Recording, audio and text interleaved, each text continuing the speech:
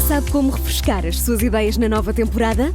Esta primavera faça upgrade à sua lista de podcasts. Fique sempre à frente da história e garanta hoje acesso antecipado aos Podcast Plus do Observador. Agora, com 20€ de desconto. Assine em observador.pt. Eu começo sempre as formações por dizer que o importante na análise comportamental é perceber como é que a pessoa se desvia relativamente àquilo que é o seu comportamento de base no contexto onde ela está. O seu padrão, digamos assim, não é? O seu padrão. Porque a coisa de mexer na orelha, porque há pessoas que podem fazer isso por ti, não é? Claro, não é necessariamente depois vão mentir. Pode ser uma circunstância. Claro. Tanto que quando me dizem às vezes não consegues fazer um relatório daquelas coisas mais evidentes associadas à mentira, isso não existe.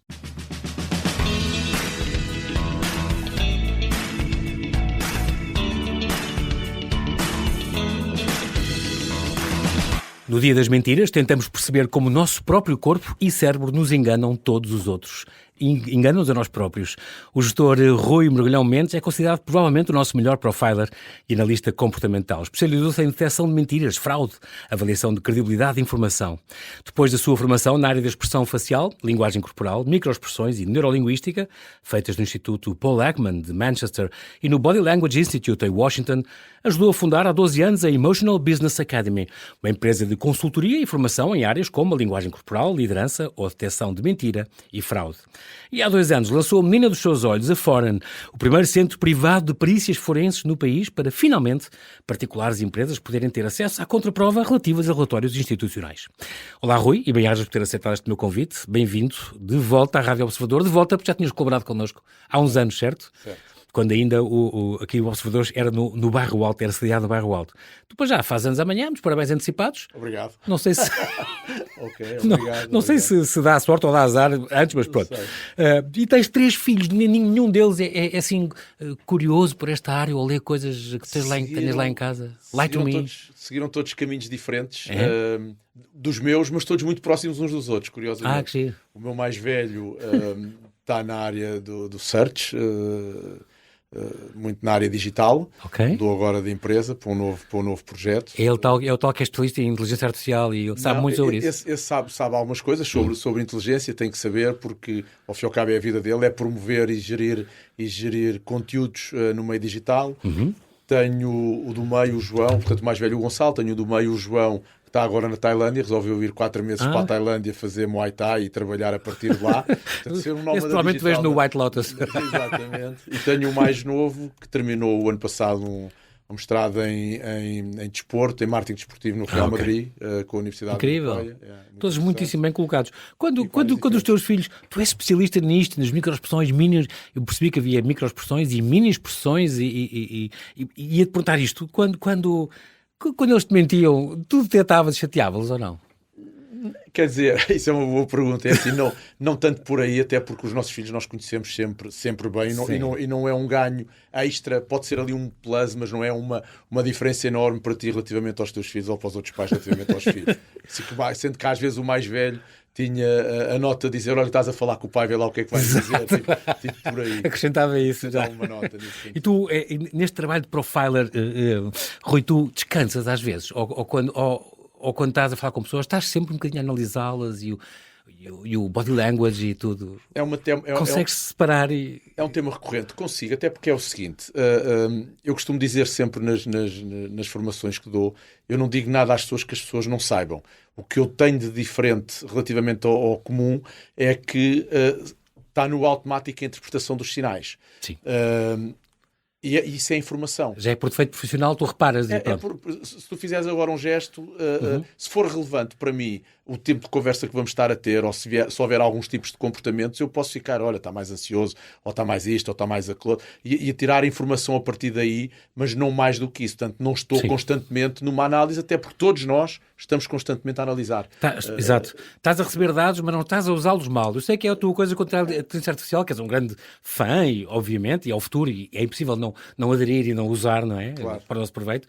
Mas tu dizes, faça o que quiser. Agora, use os meus dados para o bem, para as coisas, para aquele serviço. Quando pegam nos dados e os vendem a entidades que eu não sei quem são para fazer outras coisas, isso é que é o perigoso e o mau, não é? Isso é mais complicado, exatamente. Eu não tenho nada... sou um apaixonado por aquilo que pode mudar. Tecnologia e coisas, sempre foste. Porque pode mudar a vida das pessoas e que nos pode facilitar. E que nos pode facilitar. Nunca olhando para aquela questão de que vai tirar empregos, porque não, acho que não é esse o registro. Acho que nós temos, de facto, é que nos refundar e perceber onde é que temos capacidade de poder ser melhores com aquilo que Já há coisas que se vai... A contabilista, que é muito também a tua área dos números. Quando a máquina fizer isso bem, passas a ser mais o consultor ou aconselhas, ou que a máquina não faça, não é? Eu tive criatividade. Uma conversa recente. Tenho uma empresa de contabilidade há 30 anos, 33, 34 anos. Nem sei bem ao certo. Desde 94 fez 31. 31.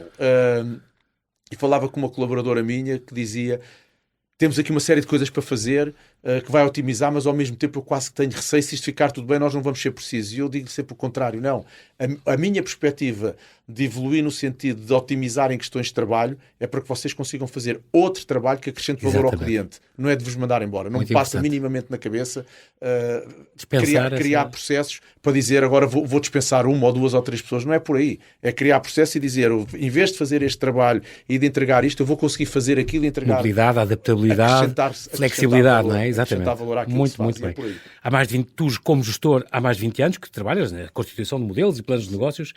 Foi este apelo da gestão que passou um dia ao apelo das emoções. Por causa da tua mulher Vera. A Vera Braz Mendes é que foi um dia levou-te por causa do PNL.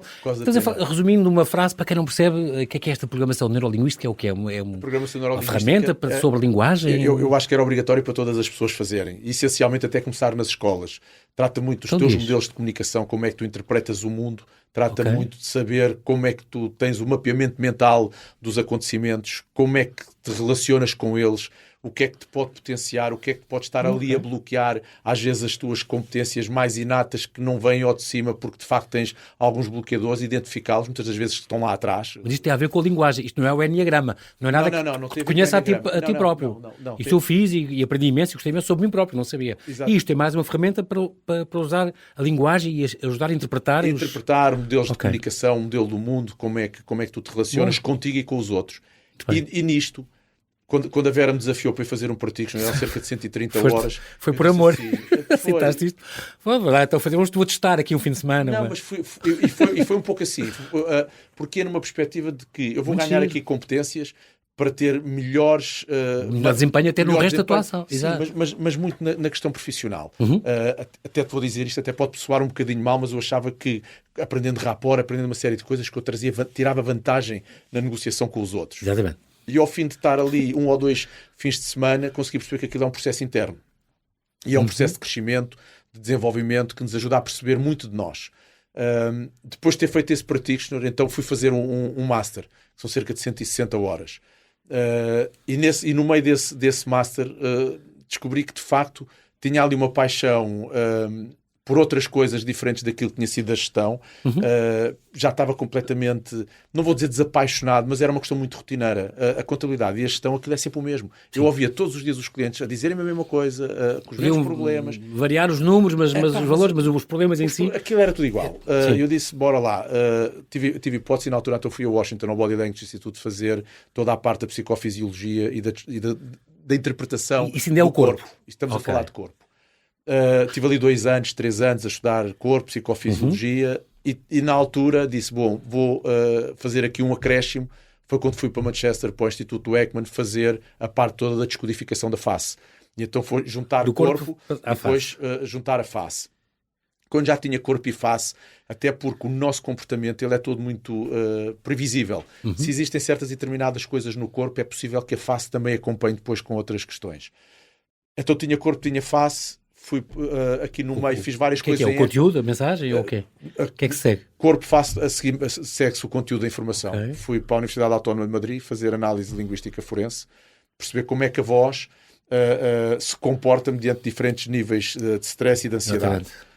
Depois, agora já não sei muito bem por ordem, fiz também no Centro for Body Language na Bélgica mais uma formação relacionada com expressão facial, não com o impacto e com a profundidade do foste juntando as tuas competências para ser o profiler perfeito. Voltei outra vez a Manchester para fazer uma pós-graduação. Mais Paul Ekman, então. Mais Paul Ekman. Ekman aqui já relacionado com a Manchester Metropolitan University, fazer entrevista investigativa forense e análise linguística. E aqui content analysis mesmo.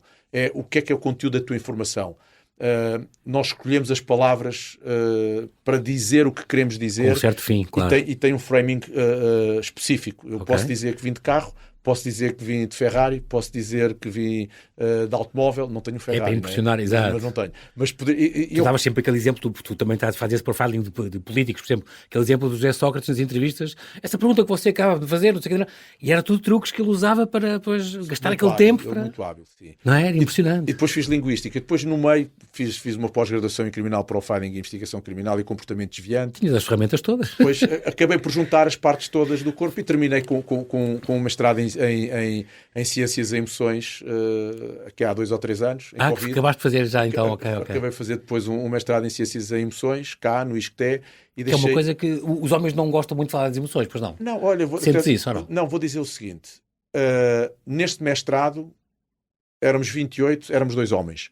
Okay. Na pós-graduação que fiz no Ekman eram praticamente tudo mulheres. Na pós-graduação que fiz no CRIAP acho que era o único homem. A sério? A sério. É uma área que não é muito procurada, então. O desenvolvimento pessoal e estas áreas das soft skills estavam, hoje já não tanto, mas estavam muito mais num público feminino. Aliás, se eu for ver na Emotional Business Academy, nas formações que damos na área da PNL, que não sou eu que dou, que é a Vera, e os assistentes que ela escolhe para cada um desses programas, a maioria deles são todos mulheres. Lá aparecem uns homens de vez em quando. Nós falámos aqui do Paul Ekman já agora para informar este psicólogo americano. Eu acho que ele nem é vivo, tem 90 e tal anos. Sim, e é o maior especialista do mundo da face a nível mundial. Ele é pioneiro no estudo das expressões.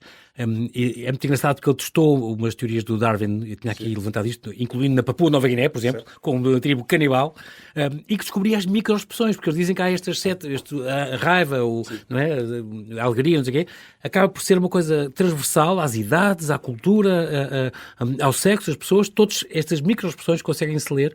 Aliás, ele foi o consultor científico daquela Divertidamente e aquele filme You Lie to Me, e que foi inspirado na sua vida, aliás, O Rosto da Mentira. Mas dizer aqui uma coisa, João, que é importante, que as pessoas confundem, mesmo a níveis em ambientes académicos, as pessoas confundem o que é a universalidade da expressão com o reconhecimento universal da expressão. São coisas diferentes. Okay. Uma coisa é tu expressares na face ou uma pessoa de outra cultura, de outra idade, de outra etnia, aversão, todas as mesmas expressões, todas da mesma forma. Sim. E aí esse é que é a universalidade da expressividade emocional. Outra coisa é o reconhecimento da expressividade emocional. É o saber ler isso? Que é o saber reconhecer, porque explicar isto. Por exemplo, um americano reconhece melhor uma expressão de um chinês nascido nos Estados Unidos do que de um chinês nascido na China e vivido na China. Isso tem a ver com o reconhecimento. E há pessoas que, quando se fala nisto, confundem o que é nós expressarmos ou o que é nós reconhecermos a emoção. Ok, muito bem. Fizeste esta pós-graduação em Ciências Forenses, Profiling e Comportamento Desviante, no CRIAP, estamos aqui neste instituto dedicado à Psicologia das Ciências Forenses e Criminais, Recursos Humanos, Serviço Social, Educação, Terapia de fala e tal. Passaste por uma série, Universidade Autónoma de Madrid, então, está aqui o Speaker Recognition in Forensic Linguistics, fizeste incrível, a linguagem corporal inclui isto, o sistema nervoso simpático, tu gostas de falar disto também, já tens tido podcast a falar disto, e o sistema nervoso parasimpático, que nos faz voltar ao normal. Este programa também, o Lie Detection, You Can't Lie to Me, do Body Language Institute, que fizeste em microexpressões na Bélgica, nunca mais acaba a tua formação, e até que em 2013, portanto estamos a falar há 12 anos, cofundaste esta Emotional Business Academy, esta EBA, ainda és gerente disso. Este mestrado que ainda queres fazer em Psicologia Criminal, ainda queres fazer um dia? Não sei. Às vezes falavas disso. Eu tentei fazer... Já tens tanta coisa? Tentei fazer um doutoramento há 2 anos. Tentei fazer um doutoramento há 2 anos em Psicologia do Testemunho, fora, em Espanha. Não me aceitaram. Fiquei assim, olha que pena. Só tinham 10 vagas e eu não tinha nenhum... Não tinhas uma cunha? Não tinha. Os principais critérios eu não cumpria nenhum. Que eram estudos continuados, era a idade, era uma série de coisas. Não cumpria. Parei. Entretanto, pronto, comecei a fora e perdi um bocadinho aquela questão de, para já, de continuar a estudar, mas sempre disposto para isso. Qual é a diferença entre um profiler criminal e um analista comportamental em outras áreas, como segurança corporativa ou recrutamento ou assim? Um analista comportamental analisa essencialmente o comportamento do outro, percebendo o que é que o corpo comunica, o que é que a voz diz, o que é que a expressão facial pode revelar num contexto. Um profiler determina um perfil comportamental da pessoa. Normalmente associados aos psicólogos criminais, ou forenses, que são quem tem a competência de determinar perfis. E é uma excelente pergunta, porque há muita gente aí a fazer confusões e a falar em perfis criminais, quando na realidade... misturar as águas. A misturar águas e a fazer inquéritos e achar que através do inquérito se determina uma psicopatia ou um autismo. Isso é uma falácia completa. Isso é clínico. É certo que todos nós temos índices de psicopatia e de autismo. Aliás, a minha tese de mestrado foi assente na psicopatia, no autismo e na alexitimia, perceber como é que estes três... Alexitimia é a incapacidade de reconheceres a emoção que estás a viver. Okay. Sabes que há qualquer coisa do ponto de vista emocional que está a acontecer contigo, mas não sabes se é tristeza, se é alegria, se é raiva. E o que eu fiz foi relacionar o reconhecimento emocional e a credibilidade da informação para estas três áreas, transtornos, ao fim e ao cabo, perturbações comportamentais, perturbações. Mas aí o que eu fiz foi passar, de facto, aquilo que são os assessments para a determinação, mas nunca determinar se uma pessoa se é psicopata ou se é autista. Não, até porque isso é do ponto de vista clínico e tem que ser assim tratado e assim deve ser tratado. Esta EBA, esta tua academia foi a primeira Brain Tech portuguesa e dedicava-se à formação. Passaste a dedicar-te à formação em vários domínios, a ver com a comunicação, com a credibilidade da informação, cá está, e com a psicologia. Aqui chegaste a fazer deste curso também no Angola, no Brasil e cá, uma série deles. Formação no Brasil, ao Ministério Público, à Procuradoria, sim. Isso foi muito pioneiro cá, até porque o recurso a alguém com o teu perfil, especialista em detecção de mentira e tal, é uma coisa muito usada em tribunais de Nova Zelândia ou no Reino Unido, por exemplo, mas cá não era vulgar verentes. Aqui... Não, fiz pela primeira vez cá, em tribunal em direto, no processo da suposta fraude das eleições do Monte Pio Geral, assessorar um grupo de foram contestadas. Foram contestadas, assessorei um grupo de advogados, na altura liderado pelo José Braga Gonçalves, que teve a ousadia de me convidar para fazer esse trabalho, e foi interessante estar em tribunal. Cá não é, mas deixa-me dizer também que eu também acho que tenha que existir muita reserva relativamente a isso. Porque eu considero-me que faço um trabalho ético, considero que faço um trabalho sério, mas há pessoas nesta área, e nós vamos tendo aqui alguns na nossa esfera, que andam na área do entretenimento, julgando que andam na área do comportamento. E se essas pessoas um dia estivessem num sítio deste, eu não sei o que é que seria. E depois aqui separar o trigo do joio é difícil, e portanto, na dúvida, e contra mim falo, continuo a dizer, prefiro que não se faça, no âmbito... Do que mal, ou imperfeitamente, ou por gente não habilitada, não é? Exatamente. Ou que venha a pôr grandes... Bom, se é científico, tudo bem. Mas aí tem que se escrutinar muito bem se de facto a ciência há critérios para isso, não é? Para avaliar isso. Ao serviço da justiça ou não. Claro que sim. Até que em maio de 23, então, nasceu esta Foreign. O Paulo Pinto, que já estava há 7 anos atrás de ti, é um investigador criminal do Porto, estava-te a pressionar, juntaste depois com o Miguel Ribeiro Ferreira, a Isabel Boton e os laboratórios Germano Sousa, e então criaram o primeiro centro privado de perícias forenses de Portugal. Isto era um sonho antigo. Nós estamos sempre sujeitos a estas perícias que fazem as seguradoras ou o Estado, ou o que for, os impostos, o que tu quiseres, e vocês agora, as pessoas podem-se defender pedindo, como privados, como particulares, a uma empresa como a Foreign para fazer exatamente isso, não é? Você tem um conjunto de técnicos e especialistas. Podem ter acesso àquilo que nós chamamos à prova ou à contraprova, exatamente. Em que anteriormente como é que isto se fazia, ou que ainda se faz, porque ainda estamos a dar os primeiros passos. Se, por exemplo, uma sociedade de advogados, se tiver um tema para discutir, por exemplo, na veracidade de um documento, aparece um caso em que há um suposto documento falso, com uma assinatura falsa, com tudo mais. Andam ali a discutir, muitas das vezes, o sexo dos anjos, onde é que estava, quem não estava. Se vierem ter connosco, nós conseguimos fazer uma coisa tão simples como, se for, por exemplo, uma ata, determinar se a assinatura para já ser verdadeira ou não. Se aquela folha... Em grafotécnica e grafologia, não é? Sim.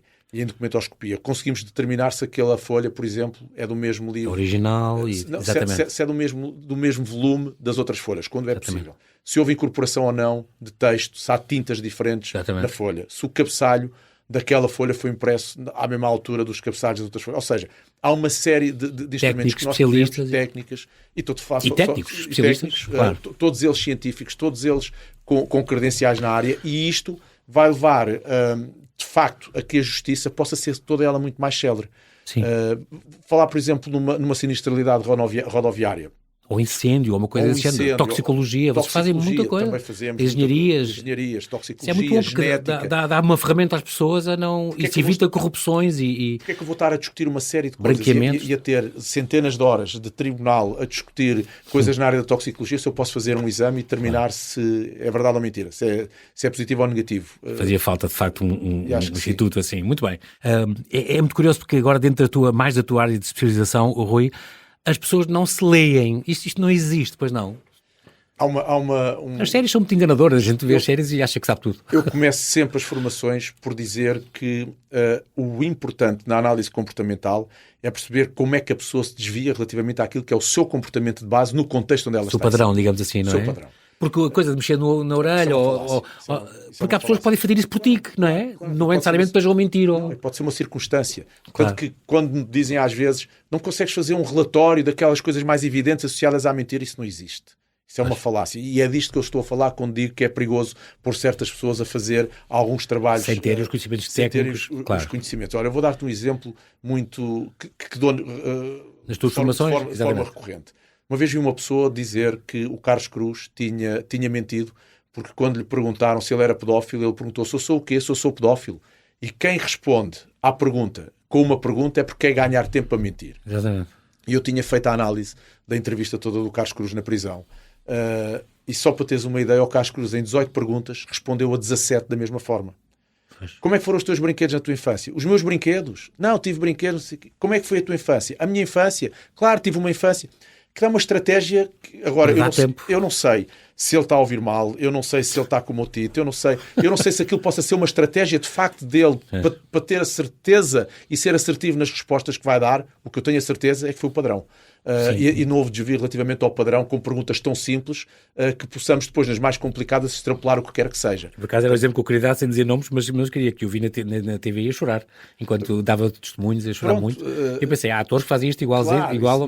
E não vamos por aí. Agora, o que tem que se... E não estou com isto a dizer que ele tem ou não tem, ou que fez ou que deixou de fazer, não é essa questão. Agora, é de facto aquilo... Mas com base nisso só... Com base nisso só, nós não podemos estar a tirar informação, por exemplo. Foste pioneiro na Europa no estudo da credibilidade da informação em tribunais. Aí ganhaste um certo mediatismo. Podes dizer que havia mais casos... Costumavas ver ou não? Costumava. Eu vou dizer, o sítio para onde eu gostava de ir quando tinha tempo era para os tribunais. Sem saber do que é que as pessoas estavam a falar, fui várias vezes para o Palácio de Justiça só ver as testemunhas a chegar e analisar o comportamento. E perceber padrões. Nem era preciso ser na sala de audiência. Não, só cá fora. Body language enquanto estão a entrar. Várias vezes. Ver o que é que as pessoas estavam a comunicar. Sabes uma coisa tão simples que tu dizes assim, aquilo que chegou ao advogado. As testemunhas que vão à pressa ainda brifar as últimas coisas. A orientação dos corpos. Como tu dizes, quando se volta para o juiz e encara o juiz, é diferente do responder de lado, olhar. Tudo aquilo ali tu dizes, na sala de audiência devia haver espelhos. E é interessante. Porque o nosso corpo, o nosso cérebro não gosta de nos ver mentir, é isso? Exatamente. Aliás, as salas de recolha de informação, muitas delas têm espelhos justamente por isso. Porque nós não nos gostamos. E tu na judiciário, assim, nunca estás atrás daqueles espelhos cegos? Não. Estás a ver o interrogatório que está a ser feito podemos descodificar pensamentos, emoções, mas não o que a pessoa está a pensar. Isso não existe? Pensamentos não, jamais. Isso é um mito, dizer que a pessoa consegue. Pode ser que daqui a 20 anos ou 10 anos que nos ponham um chip e que nos façam aqui um implante, mas é um mito completo. Emoções sim, mas levar ao princípio de que eu consigo saber aquela emoção da pessoa, consequentemente eu sei o que é que ela está a pensar. Isso já não, essa ponte já não. Já não. Eu dou N vezes este exemplo. Eu estou aqui a falar contigo, aberto, sem problema rigorosamente nenhum, e tenho aqui ao lado, numa mesa de uma esplanada de café, duas pessoas a falar sobre um tema em que possa estar, por exemplo, associados a pagamentos das prestações da casa. Imagina que eu estou com um problema financeiro. Eu, de repente, porque tive um estímulo externo que não tem nada a ver com a nossa conversa, mudo completamente a minha forma de comunicar e de estar contigo. E tu começas a dizer assim, eu toquei neste ponto ao Rui e ele mudou completamente um ponto sensível, a fisiologia. Toquei ali num ponto que não tem nada a ver com aquilo que tocaste. Foi um estímulo que eu ouvi de uma outra mesa. Portanto, as pistas têm que ser desbloqueadas. E eu ensino a ir atrás dessas mesmas pistas, ou seja, que é validar o que possam ser os hotspots para que depois, então, te dê alguma consistência ao fim e ao cabo, a perspectiva que tu possas vir a ter daquilo, porque, mais uma vez, de forma isolada, a coisa não vai lá. No entanto, o corpo é sempre fiel, é sempre mais fiel à verdade do que a fala. Podemos estar a dizer uma coisa e a pessoa está a dizer uma coisa, a afirmar uma coisa e tu ouvi-lo e pensar, ele está a mentir porque a fala também não é fácil. A fala também não é fácil. Também fizeste essa expressão na voz, tiveste ter vários sítios a estudar isso. A fala não é fácil. Há uma coisa... É todo um domínio. Há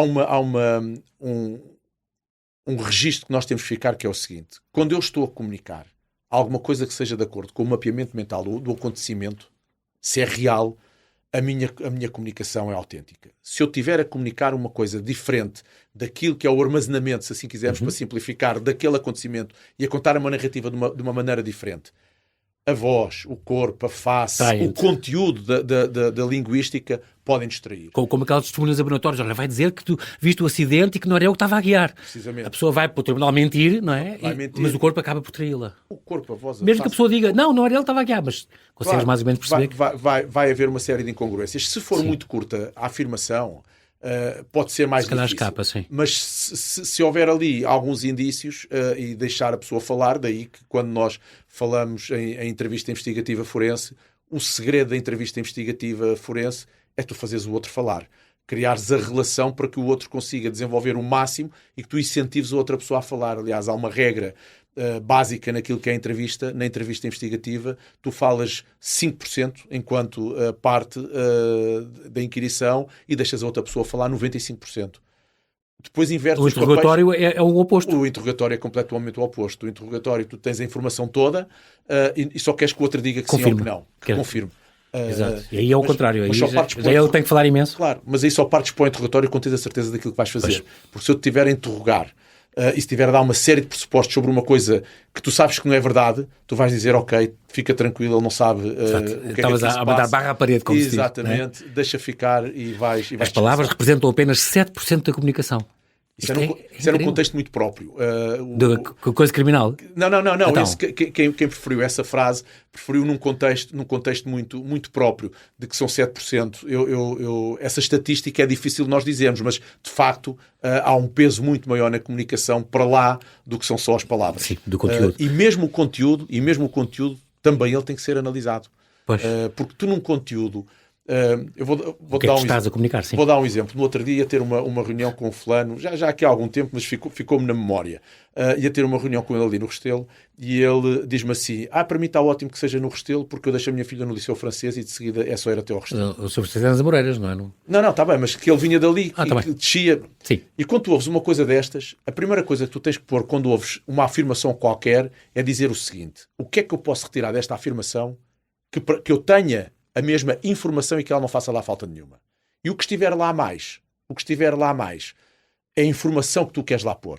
Neste caso específico, numa frase tão simples, eu venho pelas Amoreiras, deixo a minha filha no Liceu Francês e estou no Restelo no instante, para mim só chega-me uma coisa, venho pelas Amoreiras e estou no Restelo, deixo a minha filha no Liceu Francês é complementar. É mas porquê é que ele diz que tem no Liceu Francês? Posicionamento, status, uma série de questões, e tu começas a terminar, ok, já sei quem é que vou... Já sei que tenho uma pessoa como que eu roubo uma valoriza Mercedes ali à porta e... Pronto, agora se ele dissesse a filha ou o filho na Cova da Moura, se calhar não iria dizer, venho e deixa-me o filho num colégio na Cova da Moura. Outra estatística, mais de 90% da opinião que formamos acerca de alguém acontece nos primeiros 4 minutos. Exatamente, e tens um outro estudioso. Não, mas ainda tens uma coisa mais incrível relativamente a isso, que tem a ver com a neuropercepção da face.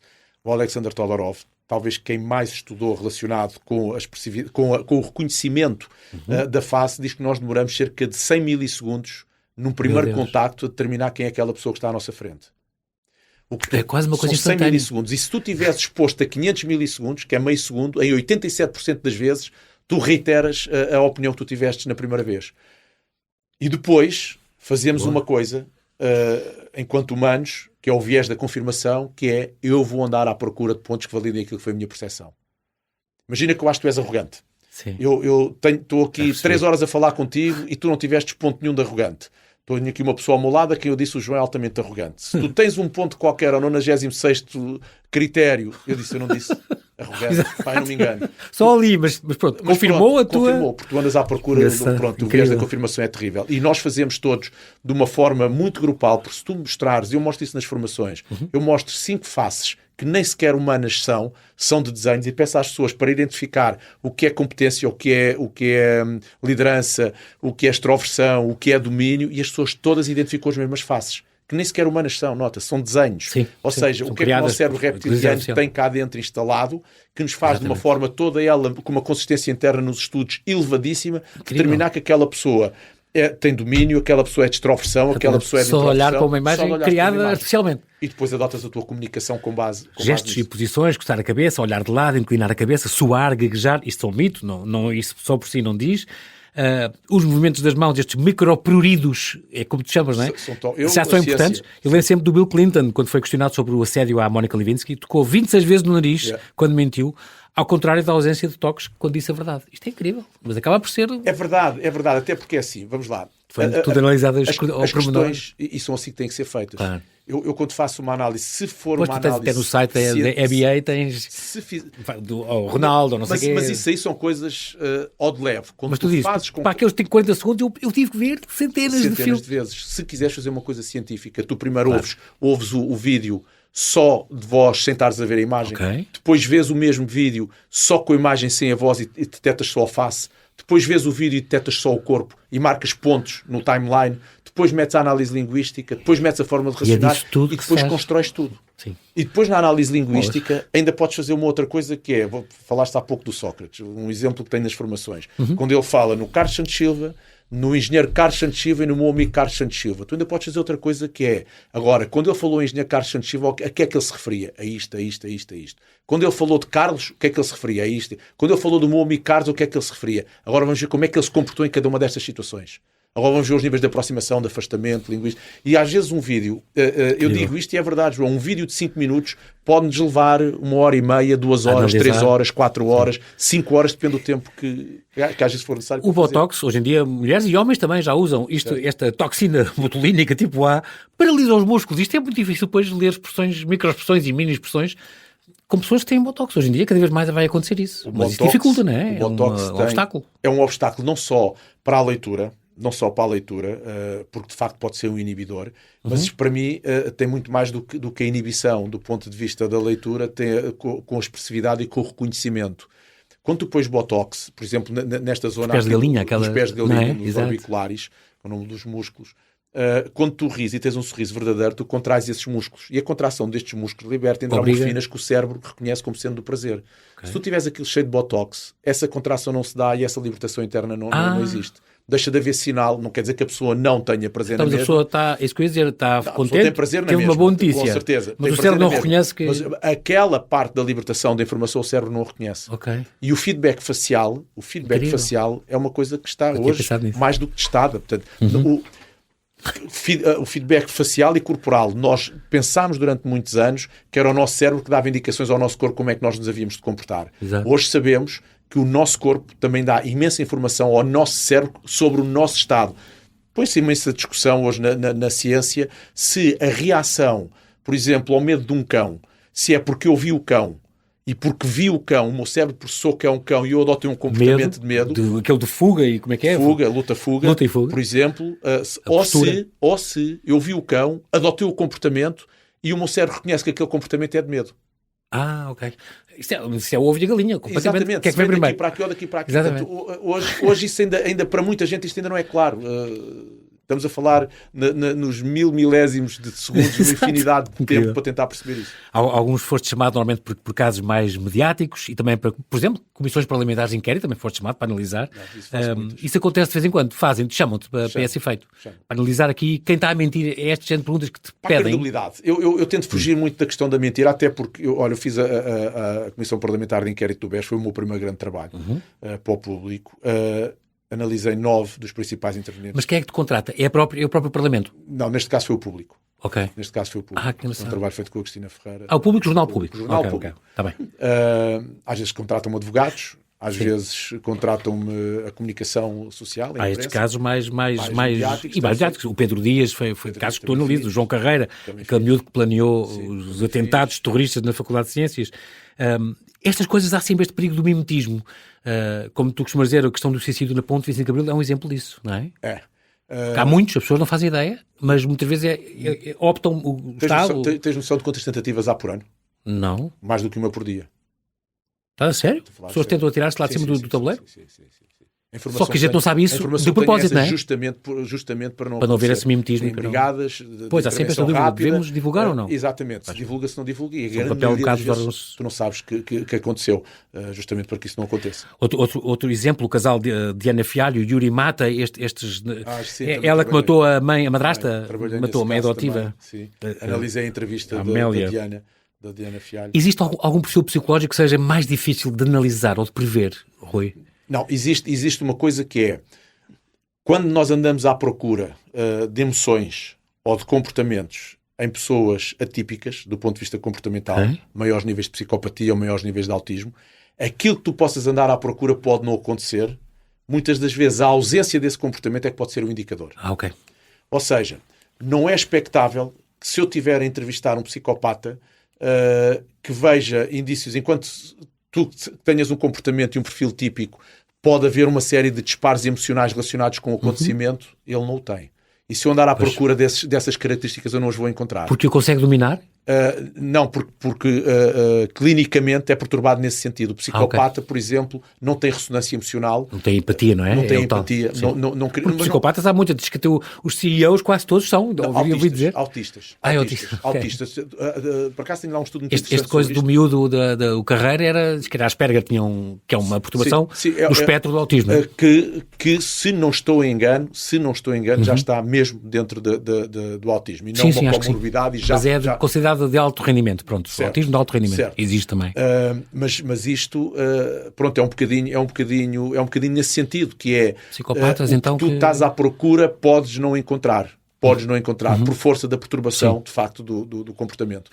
Começou também, a Rosa Grilo também foi outro que já foi em 2018. Também trabalhei nesse caso. A Rosa Grilo fiz praticamente todo o trabalho de investigação com base só na credibilidade do testemunho, numa coisa que se chama CBCA.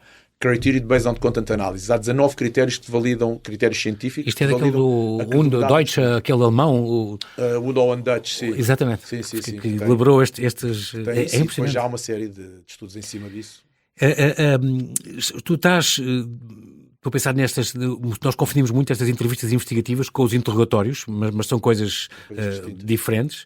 A questão das memórias também é uma coisa complicada. A justiça, tu dizes que cá está inquinada como... Cá não, em todos os lados, está inquinada com uma série de erros. Só no Death Row, nos Estados Unidos, havia uma série de inocentes que não é? Sempre. Porquê? Porque falta um bocadinho isto, esta análise mais profunda de certas características comportamentais que eles não foram analisadas. Nos Estados Unidos, porque estão habilitados, por exemplo, a mentir sob a prova, que é uma coisa que eu acho inacreditável que isso ainda aconteça. O que é quer dizer estar habilitados a mentir? Podem, impunemente? Claro. Não é suposto? Sim, um polícia de investigação, a investigação nos Estados Unidos, sim, se tiver uma dúvida contigo e com uma outra pessoa, pode chegar ao pé de ti, mesmo que não seja verdade o que vai dizer, pode chegar ao pé de ti e dizer, já falei com o Manel, e o Manel diz que esteve contigo naquele dia, que foram vocês que mataram uma pessoa. Inventaram isso? Isso é inventado, está bem, mas isso é para provocar... Não, mas cá não podes.